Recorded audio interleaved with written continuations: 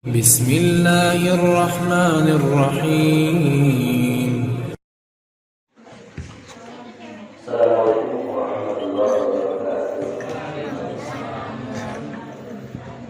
إن الحمد لله نحمده ونستعينه ونستغفره ونعوذ بالله من شرور أنفسنا ومن سيئات أعمالنا. من يهده الله فلا مضل له ومن يضلل فلا هادي له.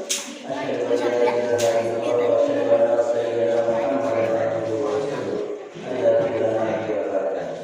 اللهم صل وسلم على سيدنا محمد وأشهد الظالمين بالظالمين وأخرجنا من بينهم السالمين وعلى آله وصحبه أجمعين. أعوذ بالله من الشيطان الرجيم. بسم الله الرحمن الرحيم. يا أيها الذين آمنوا ادخلوا في السلم كافة ولا تتبعوا خطوات الشيطان إنه لكم عدو مبين. بسم الله الرحمن الرحيم. ومن مات وليس في بيوته بيات مات مثالا جاهليا. Alhamdulillah, bersyukur kepada Allah Subhanahu wa Ta'ala yang mana pada kesempatan malam yang berbahagia ini kita masih diberikan kenikmatan hidup, kenikmatan iman dan Islam, dan kenikmatan masih bisa berjumpa dengan bulan Ramadan, bulan yang penuh keistimewaan. Disinilah bulan Ramadan ini Al-Quran diturunkan oleh Allah Subhanahu wa Ta'ala kepada orang yang termulia di dunia itu baginda Rasulullah Sallallahu Alaihi Wasallam.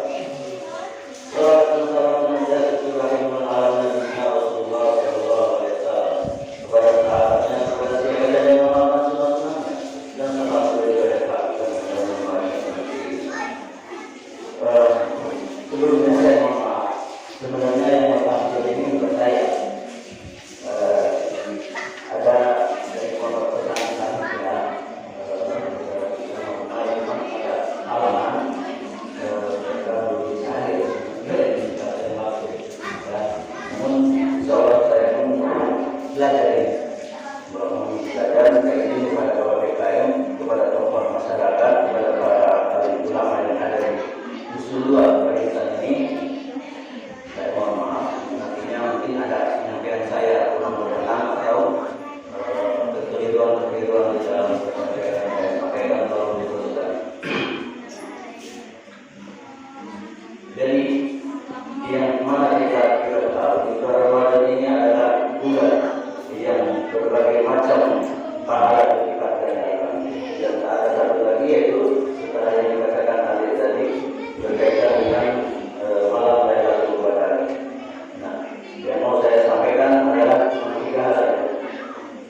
Yang mau saya sampaikan, dari mana asal manusia, untuk apa manusia diciptakan, dan mau kemana setelah kehidupan ini.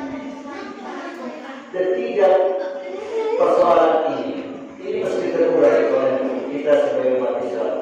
Berbagai macam problematika kehidupan yang ada di dunia ini tidak lepas dari ketiga unsur tadi. Bila mana tidak terurai ketiga persoalan tadi itu al-qudratul kubra, maka persoalan akan terus mengikat diri seseorang.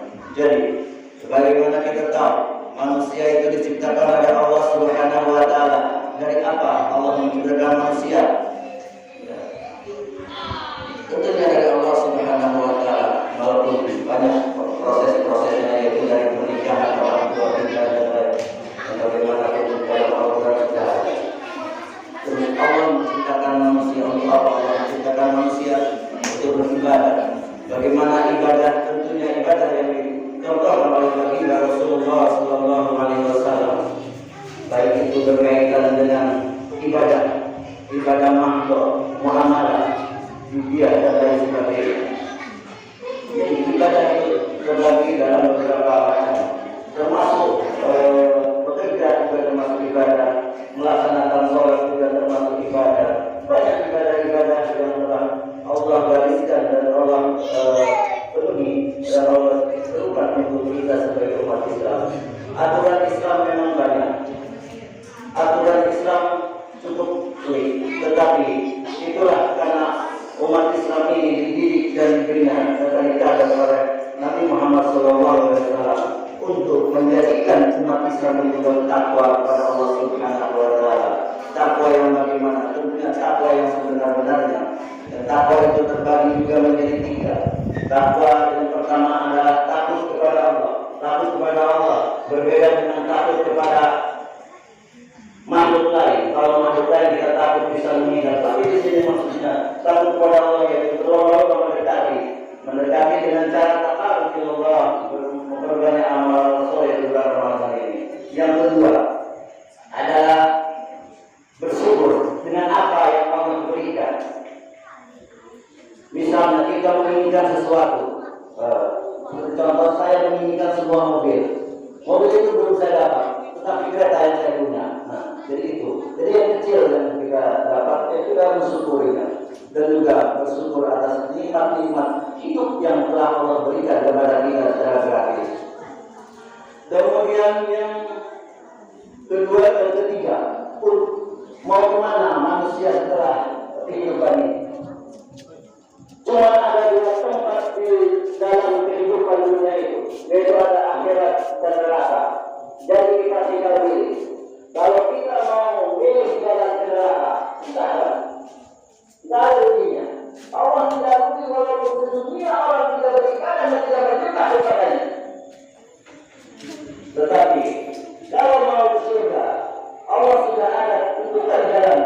Bagaimana? Yaitu tentunya dengan melaksanakan seluruh perintah Allah dan menjauhi larangan-larangannya berkaitan dengan ibadah tadi, ibadah, muamalah dan lain sebagainya berkaitan dengan peraturan hidup dalam Islam.